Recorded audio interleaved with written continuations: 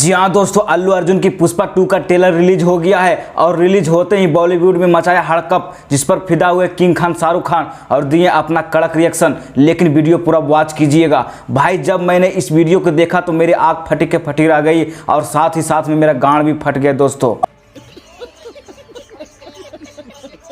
भाई जो भी कहो, पुष्पा 2 इस बार कोई कसर छोड़ने वाली नहीं है और बॉक्स ऑफिस की गांड फाड़ के रखने वाली है, क्योंकि इस ट्रेलर को फैंस काफी ज्यादा गांड फाड़ के पसंद कर रहे हैं। इतना पसंद कर रहे हैं कि पूछिए मत। यहां तक कि अल्लू अर्जुन की पुष्पा 2 के ट्रेलर पर बॉलीवुड के बादशाह शाहरुख खान बोले, जन्मदिन की ढेर सारी शुभकामनाएं, और आपका ट्रेलर तो पठान को भी पछाड़ दिया है भाई। तो इस पर हमारे पुष्पा भाव बोले कि सर मैं आपकी बराबरी नहीं कर सकता, मैं तो आपका बचपन से फैन हूं। लेकिन दोस्तों, पुष्पा भाव के इस लुक को देखकर फैंस काफी हैरान है।